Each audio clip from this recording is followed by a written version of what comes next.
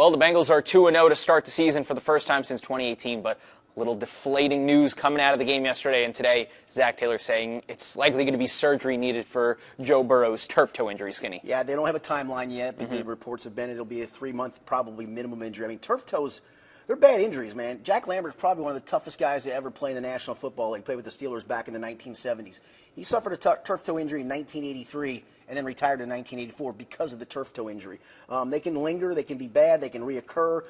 This is a bad one for Joe Burrow to have. The hope is that he gets back for maybe the last handful of games and the Bengals are still relevant at that point, and they very well can be. I think that would be an optimistic timeline for me. And I know they haven't given an official timeline yet. We'll probably get that either tomorrow or Wednesday. Yeah, and the keys for them being competitive later on in the season are the defense continuing to have multi-turnover games, which they've done through the first 2 weeks of the season. And then Jake Browning has to step up like he did late in the game on Sunday on that last drive, taking the Bengals down the field. He has to do that consistently to keep them alive. Yeah, I think the good part is you found out what Jake Browning was in 2023. He started those 7 games after Joe broke his wrist and acquitted himself very well. The team went 4-3. One of the losses was an 8-point loss, a 1-score game at Kansas City.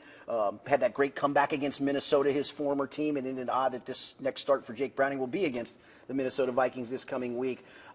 Jake has different strengths. Obviously, Joe's more of the gunslinger. He's going to move around the pocket. I think they get Jake a little bit more under center and do some more bootleg stuff. I think that's part of his strength. But as Zach Taylor said today, not changing the playbook. I mean, you're not doing that. You're going to run the same stuff, probably with different looks, and probably more of the stuff that are to Jake's strengths. There's probably a lot of under center things that they talk about each week that's really not what Joe Burrow likes to do. He likes to be in the shotgun, and he's obviously proven to be very good out of the shotgun.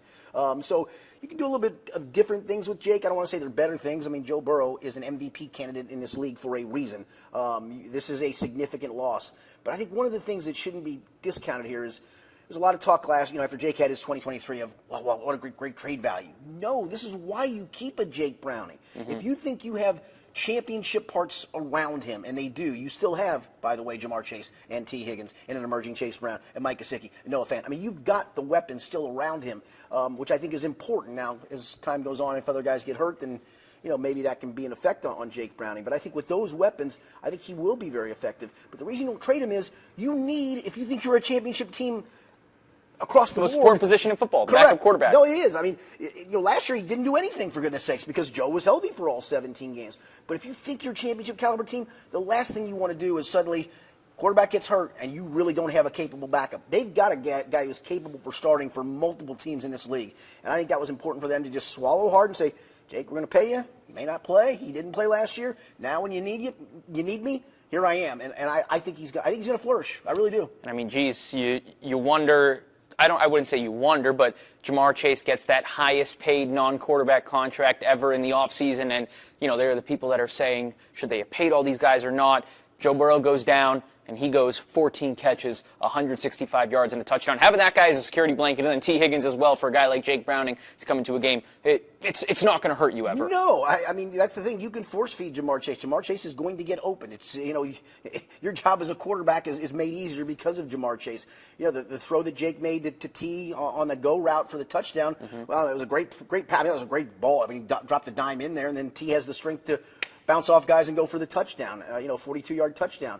We haven't really seen a lot from Mike Gesicki so far. I think you'll see the tight ends get leaned on a little bit more, maybe, probably a little bit more leaning on the run game with Chase Brown. But again, I think what Jake Browning did in 2023 should put your mind at ease that this is a guy who is capable of winning games.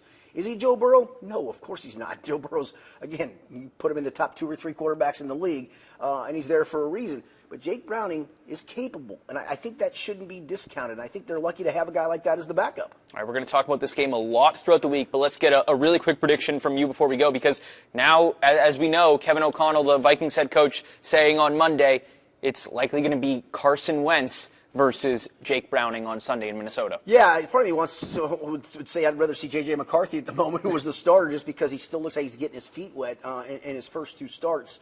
That place is loud. That place is crazy. That place causes you to commit penalties. We saw Atlanta commit a bunch of penalties, some pre-snap stuff against the Vikings. But I think this team, I think the 2-0 start has really galvanized this team. Now it feels like any circumstance that's thrown their way, they can go win. This game I thought was a little more daunting on paper when the season started. Watching what Minnesota did the first 2 weeks, I don't think it's as daunting. I don't think the Denver game is as daunting either. So will you go win both? Probably not. But get through this with a split. Get through Detroit, Green Bay with a split. You play 3 winnable games before the bye. You can put yourself in a really good position by bye week. But I'll go Bengals, carry the momentum forward, 23-20 over Minnesota. All right, there it is, a 3-0 start predicted from Richard Skinner. It's the Jake Show now, yes, as he takes over.